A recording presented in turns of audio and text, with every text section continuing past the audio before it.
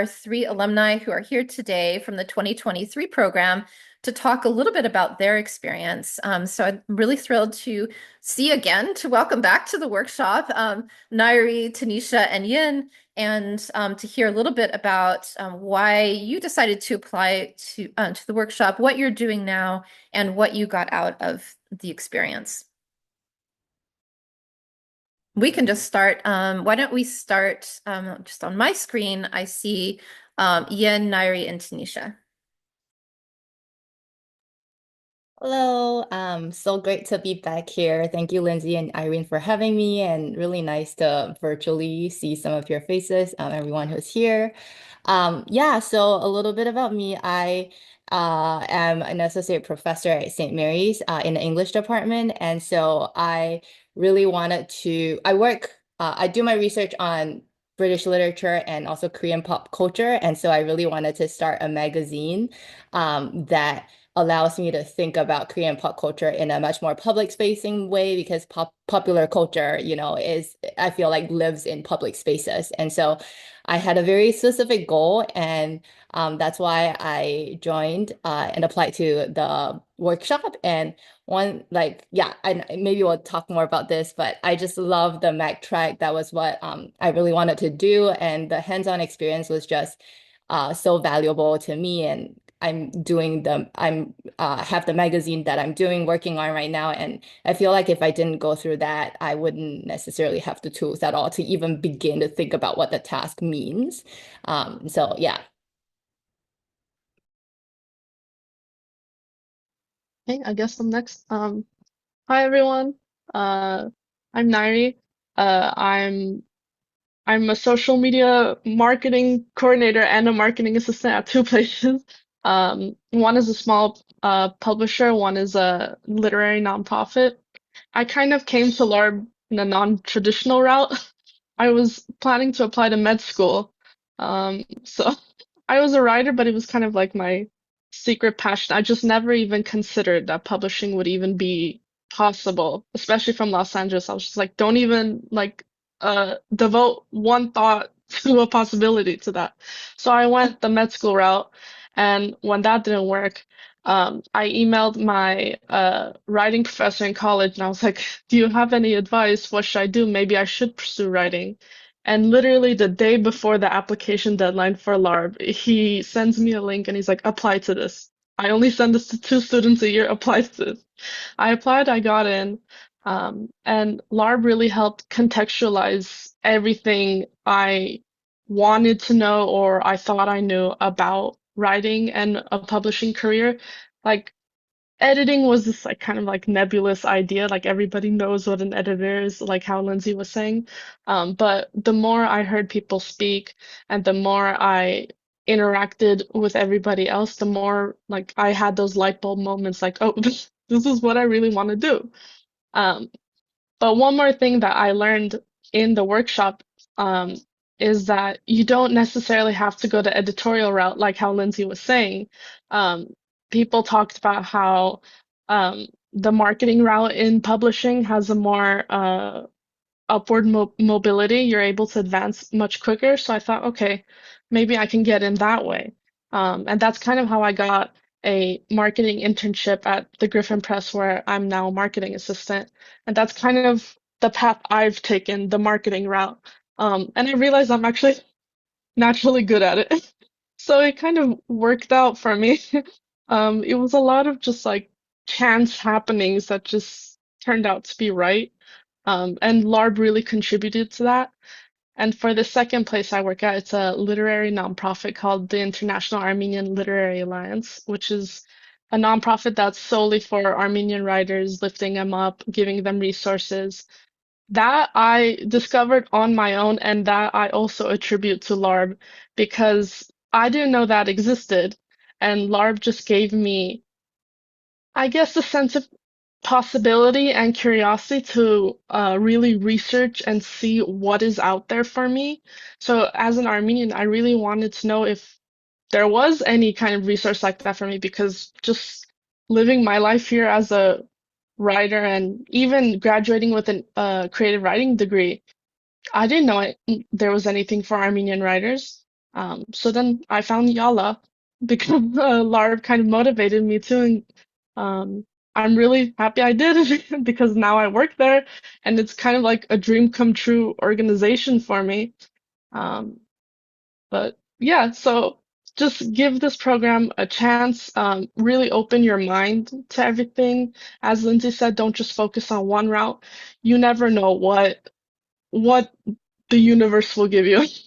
You never know what route you'll take in publishing.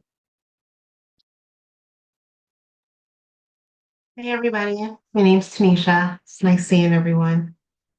So I when I applied to LARB, I had never heard of LARB, Los Angeles Review of Books. I found out about LARB because I had purchased Publishers Weekly's 2022 book publishing almanac, and there was a chapter in there that talked about summer programs. And so I live in Nevada now, but at the time I was living in the Los Angeles area, and the type of programs they had like the one in Denver and a couple in New York. And I was like, well, I can't do those. And then I saw the LARB one and I saw that they said it was virtual. And so the same as Nare, I'm very untraditional. I was in the legal field, the legal technology field. So, and I hated it. And so I told myself, I was like, you know what? I love books. I love anything publishing. Like, I just love storytelling. I love words. I love paper. I'm just that way. But so I told myself when I found out about this fellowship, I was like, you know, I'm going to apply to it. And if I get in, I'm going to quit my job. And I was like crazy. When I got in, and I was just like, you know what? Maybe this is a sign I'm about to bet on myself. And I put in my resignation, and I started with the LARB fellowship. And I'm going to be honest with you, I really learned a lot about the book publishing industry. And like Nari said, I learned more about that book publishing isn't just editorial. Because when I first got in, I wanted to be like an acquisition type editor. I wanted to be like, you know, the next Toni Morrison that found people and then became an author or something like that. And the more classes I took and stuff, I realized I was like, you know what? I could merge my experience of like knowing about contracts and legal stuff, which is what my background was, with book publishing through subrights. And I really, really fell in love with subrights. There was actually one, oh my God, she was from the University of Texas, Angelique. I forgot her last name, but she did a very good presentation on subrights. And I was just like, yes, that's what I want to do. I want to be able to go to book fairs and talk to people and go and travel around the world and stuff like that. So I connected with her. And to this day, I'm still in contact with her and a couple of other speakers from LARB. One of the speakers at LARB, who's actually my boss now, I had a one-on-one, 10-minute one-on-one with her. And whenever I went into any one-on-one, I literally went into it like, at least, if I don't like get some type of something from this, like letting you know that I'm really interested in getting into this industry, I at least want you to know that, hey, don't forget who I am. This is who I am. So if I follow up with you, you know, oh, this girl, she's serious. So my boss, who's Namrata Tripathi, she's the publisher of Kokila at Penguin. While I was talking to her and telling her, you know, what I really was wanting to do and my background, she was like, you know, I have a position that I'm looking to fill for a publishing assistant. She was just like, you know, it's not in subrights, but you will be working with literally every department at Penguin. So you'll be working with subrights, production, managerial, editorial, just everything, marketing and publicity. And she was like, apply and follow back up with me. And so I did. I applied. Now, when I applied, I went to LinkedIn to like try to apply that way. And when I, on LinkedIn, when you can see how many people have applied for a job, and so I almost didn't apply because I looked and it was just like 1,200 people have already applied for this job. And I was just like, I'm not going to get this job. There's 1,200 people ahead of me. But I remember her telling me, she was like, apply anyway, and then reach out to me. And so I applied. I reached out to her. I let her know. I was like, listen, I've followed your instructions. I've applied. Um, Here's my resume just in case you do not see my resume in the little AI world or whatever. And I was just like, I'm really interested in this position and I hope, I can get an interview. Didn't hear anything from her. And a couple of weeks went by and I was like, I don't want to bother nobody because I mean, I'm an introvert. I'm a huge introvert. Like even right now speaking, I'm a little nervous, but like I'm a huge introvert. I don't like bothering people. I don't like constantly like always contacting people because I think I'm like, I'm a I'm bothersome. So I was just like, you know what, I need to get over that. So I reached out to her again and I was just like, hey, just following up. She's like, no, I didn't forget about you. You're gonna get a call from HR like next week. I got that call. I interviewed with her and a couple of more people in August. I got an offer for the job in September and I started the job in October. And I say all this to say that my story is is not normal because I have like heard horror stories of how long people have been trying to get into this industry and just how people are just trying to get a job anyway, but like especially getting into book publishing, how it's just so hard to get in. But what I want to leave you with is point of networking and like what Lindsay was saying. Unfortunately, right now, to get into this industry, you really have to kind of almost like swallow your pride, swallow your fear. If you're not good at just like just really man and woman up and just go for it. If this is an industry you really, really want to get into, because like there's tons of people you're competing with. And if you don't, I don't know, I did it as in a strategic way because even when I wasn't talking to my boss and like keep following up with her, I was also cold emailing people from LinkedIn. Or if I found out about an editor or somebody in the field I wanted to speak with, I'd find their email address and I cold email them. So like I was always trying to reach out to people and to connect.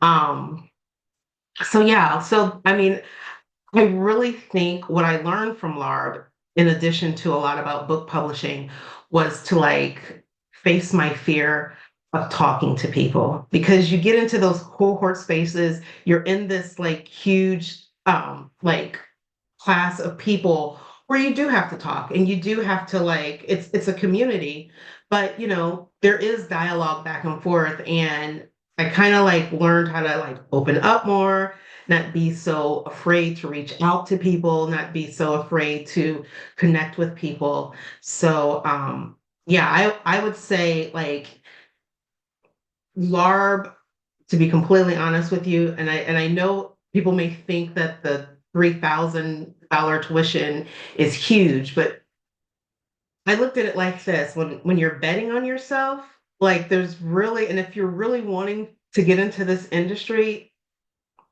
there's really no amount that should deter you from really trying to get into this industry or to do something that you're wanting to do. So yeah, I would definitely highly recommend applying to LARB. So thank you. Thank you so much to all three of you.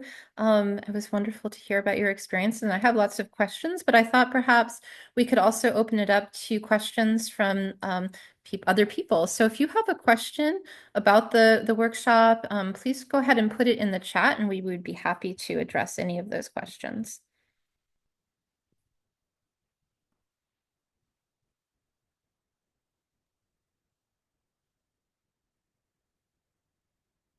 While people are thinking, I'm going to ask, was there anything that really surprised you in the workshop?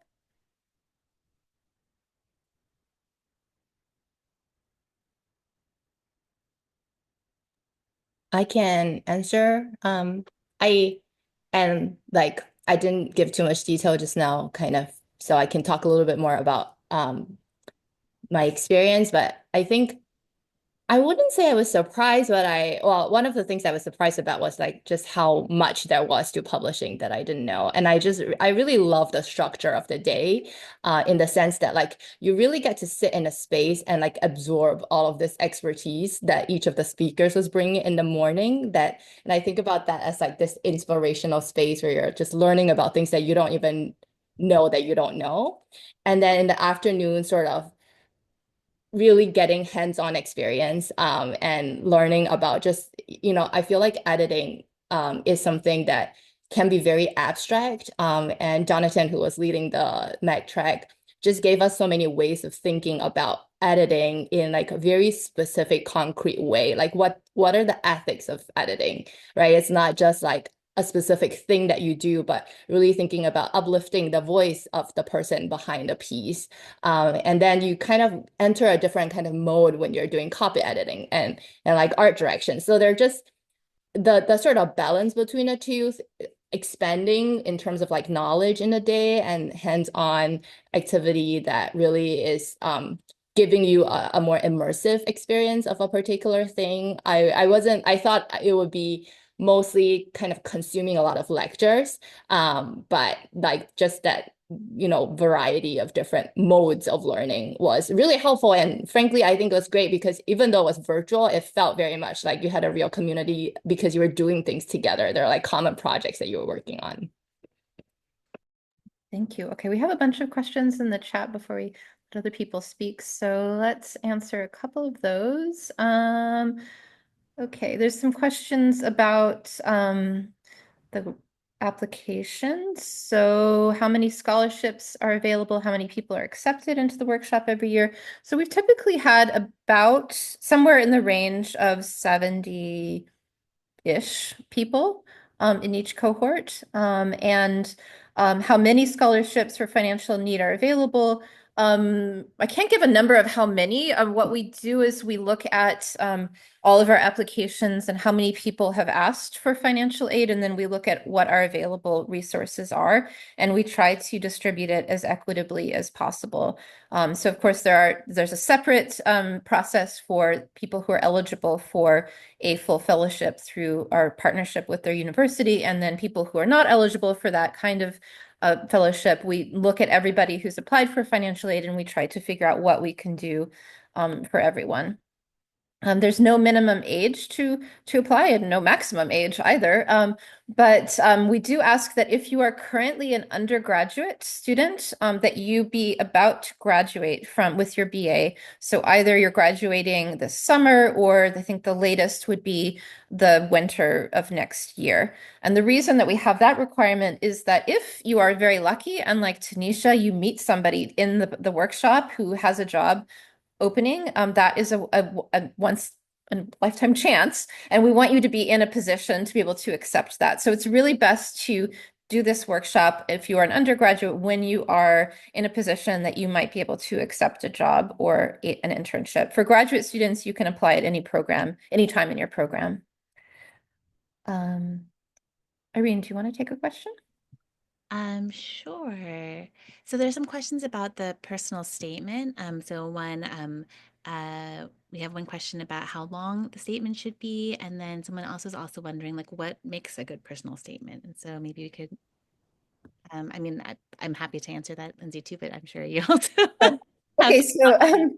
the personal statement is one page. It's like a cover letter for a job, which should be one page. And what makes a good personal statement is really that you talk about your motivation and your inspiration. And we just want to get a sense of why you want to do this program in particular. And also we want to make sure that you understand what this program is about. So sometimes we have very talented people who apply, but it's very clear that they are primarily writers or primarily translators, and they're not really interested in the publishing industry, they're mostly interested in publishing their own work. And while we have many writers, I mean, I would say almost everybody who applies for the publishing workshop is interested in writing and has written things, and many have published before. This is a program that is about learning about the industry. So we wouldn't want you to waste your time if that is not something that would serve you the best. So we're really looking for your understanding of the program and how you think it would help your career in particular, and where you're coming from in terms of wanting to enter the industry. And I think the second part of that, if if our alumni here remember what they included in the personal statements and wanted to share any advice or pointers from what you'd included in yours. Hard to remember those things. It seems like ages ago. If you do. Remember your essays, I'm sorry to say. I can answer. I think sort of what Lindsay said at the beginning in terms of being really clear about your motivation for why you want to attend this and what do you hope to get out of it. That was really what I focused on. Like, I knew that I wanted to start a magazine, and so I talked about like why I wanted to do that, and I think connecting it to your current where you are currently is helpful, or at least that was a helpful way of thinking about it for me, because I'm in academia, and so it feels a little bit like, why am I doing this, right? Like it seems, though related, they're not exactly the same career path. And so sort of drawing connections between where I'm at now and the kinds of the ways in which I'm already thinking about it. I think that you all are experts in like whatever you are now and connecting what you have now to what you hope to get out of the program. So that, that sort of narrative, I think it's helpful for you to sort of go through that process in writing this. Thank you. So questions about let's see, how do you find out if your university offers a fellowship? I go to Denison University. Unfortunately, we don't currently have a partnership with Denison. You can look on our website, also ask your department.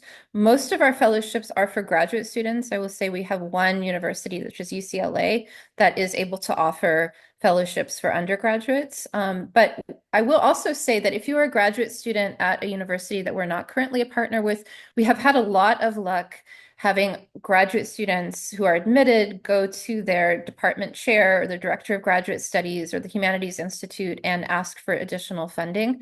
That's very common, and we're very happy to help you in any way we can by sending information to your chair or to anyone in the administration. So a lot of times we're able to work with you to make sure that you get the funding that you need. There's also a question about like how much funding you might get. So if it's not a fellowship, we are usually not able to offer a completely full fellowship except in cases where it's truly exceptional. So for example, someone who is not able to legally work currently because of their legal status in the United States, we would try to help them as much as possible. We will do our best to help meet you where you are, and it's a big part of our mission. So we really do try to offer as much aid as we can to make it affordable for everyone. And it looks like we have a question from Manisha about maybe an overview of some of the other things that you would cover besides the production process. So yeah, well, you guys, the alumni also know what besides the production process, every part of the so we'll have of the whole industry. So this year in particular, we're going to have workshops led by all of the editors of the Los Angeles Review of Books, and they will take you through the process of how to edit for voice, how to edit for the lead, the beginning of any essay or book, and also how to evaluate pitches or queries. So we've really tried to do a deep dive into every part of the publishing process, from editorial all the way through marketing, production, art design. So you get to look at all of those different parts that go into the publication of any magazine or book. looks like we have a question also from Julia about the submission process for PubLab. How do you submit and publish your work in the final magazine, PubLab? Yes, so when you're admitted, I will send you information about how to submit and also what we're looking at. There'll be a call for submissions from Jonathan Hand, who's the director of the editor-in-chief of PubLab. And so you would get lots of information about that. And we would just get the submissions before the workshop starts, and then you'd find out if your piece had been chosen for publication. It looks like we have some related questions from Carlo and also from Sophia about time commitment and the intensity of the workshop, and whether or not there's some flexibility in terms of having other commitments. And I'd be curious, of course, to hear from the three of you who experienced the program. But I would just say off the top, it is an intensive course. We do encourage and recommend that you are present for as much of it as you possibly can be, insofar as it's always, I think, nice to be able to ask questions in real time, et cetera. But we recognize that, of course, as Lindsay mentioned earlier, people do have other obligations and other commitments and things. And so all of our sessions are recorded and made available to students to be able to participate asynchronously. I think the one area where that might be difficult is with some of the practical tracks, because those are collaborative, kind of real-time projects. But in terms of the morning sessions, I'd say that there is some flexibility there. But I would love to hear, like Lindsay, your thoughts on that, and from the three of you, and Nairi, Tanisha, and Yin, if you had any experience, like having other commitments while you were participating in the program. Before we ask our alumni, I will say I've seen people juggle a lot with this program. So I've seen people show up with their baby, you see pets, you see, birds land on people's head, the cat walks across the screen, babies often make an appearance. And there are people I know who work, and sometimes they have to turn their camera off because they're at their job and they're just listening as they're doing other things. That happens a lot.